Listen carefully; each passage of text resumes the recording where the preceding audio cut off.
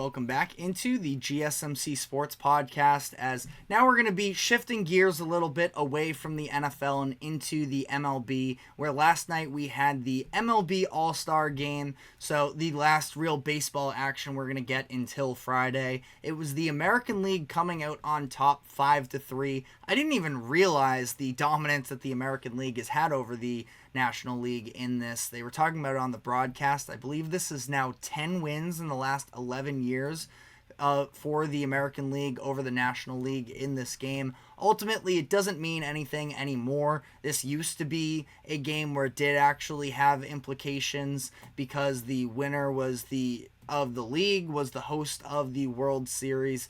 Quickly on that, I totally agree with the fact that it should not have any real implication. I understand as fans we want to see competitive baseball, basketball, football, whatever, whenever we're tuning into these events, but I just think there's no reason. It's just kind of supposed to be for fun, which, by the way, and again, I know this is kind of a stupid point to make, but they were doing this, video intro to cap it off when the broadcast first started, and they had some of their stars riding these electronic bulls, and it was a ridiculous little video segment there, but I don't know, I didn't mind that the MLB finally for once wasn't taking themselves all too seriously. So, I just wanted to quickly get some thoughts out on that. But in this game, it was Shohei Ohtani striking first. He had the 3-run home run in the third inning that gave the National League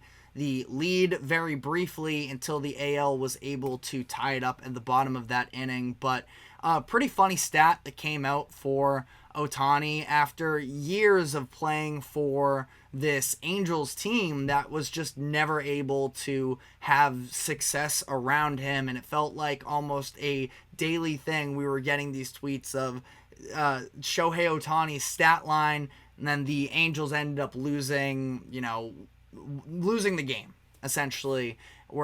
And last night we got a similar one with Ohtani, that he had that 3-run home run. He walked in his first at-bat, and he is now the only player in MLB history to have all of his team's RBIs and walks in an All-Star game.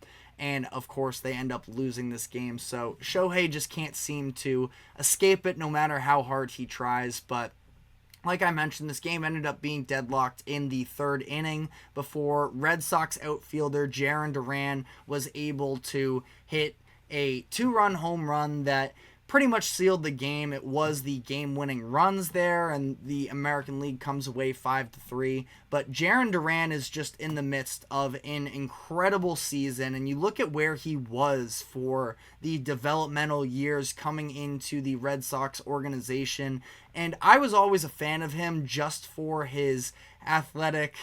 yeah, sorry, that wasn't very cool of me, bringing up the Angels' failures, as Shots Below the Belt puts it, but I'm sorry, Angels fans, if you're out there, but it was something I saw that was pretty funny. But, Duran this season has been incredible for them. He is one of the key reasons that the Red Sox are in the position where they are, in a wild card spot as things currently stand, the final one. He just wreaks havoc on the base paths, and he has been such a fun player to watch develop over the years, because you could see with the athleticism he had all the tools to be able to put it together, but it was sort of some of the mental stuff that just wasn't clicking with him necessarily, and he's been outspoken about some of his mental health struggles.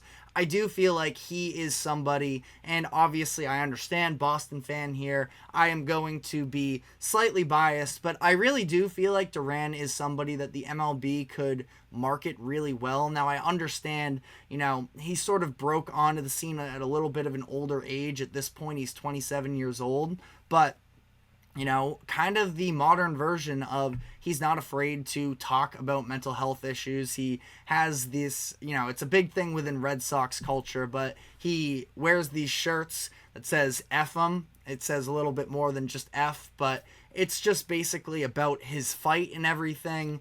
and he ended up pulling up to the All-Star Game in the red carpet with this orange suit, and it said "F him, still alive" on the inside. He's just seems like a really cool, genuine guy, and is just, his play style too is something that he consistently turns singles into doubles, doubles into triples, and he has all the power. He's just such a charismatic person. I feel like the MLB could definitely look to I feel like they could look to market him a little bit more. But, other than that, with this game, we did, of course, get to see Paul Skenes starting, and the MLB almost robbed us of having a Paul Skenes versus Aaron Judge moment. They had Judge slotted in at 4 in the batting order, so if Skenes went 1, 2, 3, we would have been robbed of it.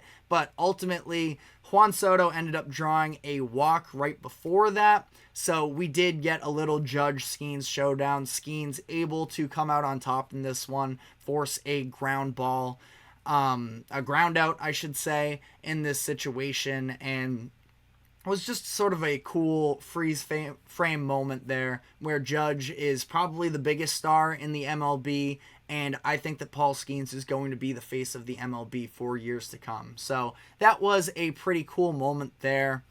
Other than that, there really isn't a ton to take out of a game like this.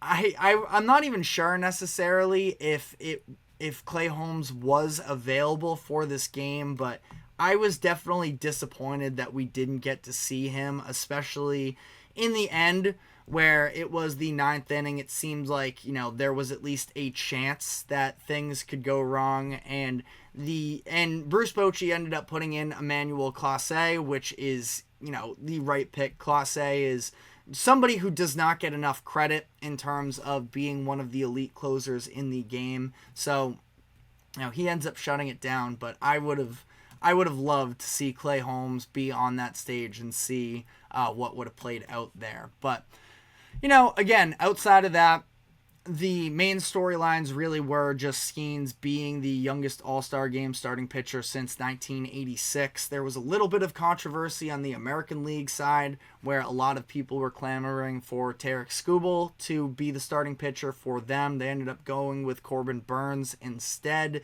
who is just a bigger name. Skubal is, I would say, it's close because I'd say it's close between the two of them. Skubal, if he played in a bigger market, I feel like would have been the easy decision here, but I understand the MLB just sort of wanting to, they're doing everything they can to get players and fans to tune in, so I do understand all of that.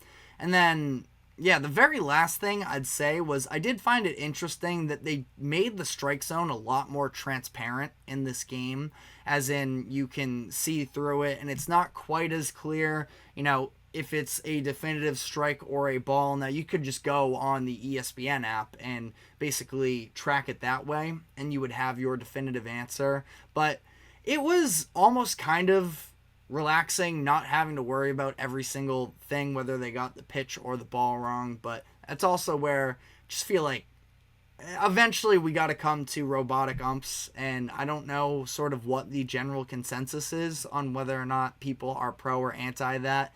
But just get the calls right in the first place, and it doesn't have to be this extra pressure on the umps or anything, and it doesn't have to be these big controversies, because I always hate when the discussion about a game becomes about the umpires, the refs, anything like that. It's a long game. To blame one call on anything, and say that that's the reason why the game resulted the way that it did, I feel like is just factually wrong the majority of the time.